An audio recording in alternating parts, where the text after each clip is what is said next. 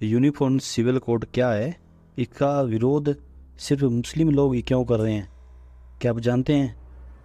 और इसकी आवश्यकता क्यों पड़ी है, क्या आपको पता है?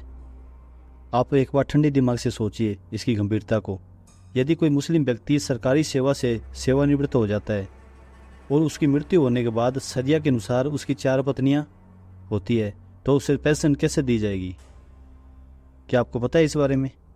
यदि कोई व्यक्ति का मृत्यु हो गई मुस्लिम व्यक्ति की, तो उसके अगर 4 पत्नियां हैं तो उनमें से 25% के हिसाब से वितरण कर दिया जाएगा 4 भागों में।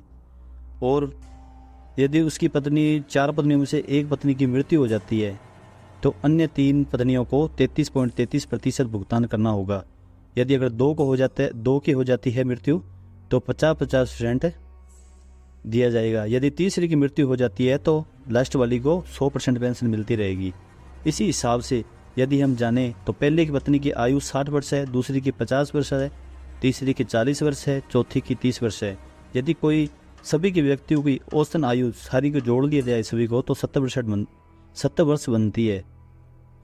तो इस हिसाब से कुल पेंशन 10% प्लस 20 प्लस 30 प्लस 40 की आयु तक 100 वर्ष तक उस पेंशन का लाभ उठाएगा एक मुस्लिम व्यक्ति। इसका मतलब है कि व्यक्ति को सरकार की ओर से 100 साल तक पेंशन देनी पड़ेगी। यही अगर एक हिंदू है तो उसको मात्र 30 से 20 साल तक देकर उसकी मृत्यु होने के बाद पेंशन बंद कर दी जाती है, रोक दी जाती है। इसका मतलब यह है कि चौथी पत्नी आजीवन पेंशन फ्री में सेवानिवृत्ति से पहले एक व्यक्ति से शादी करेगी।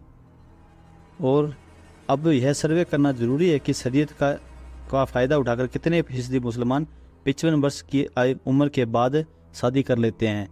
यदि यह प्रतिशत अधिक है, यह सरकारी नौकरी खजाने से मुस्लिम महिलाओं को कानूनी सुविधा प्रदान करने की साजिश है, तो आप कृपया सोचिए कि इसका विरोध क्यों ना करेंगे वो लोग जो इसका 70 सालों से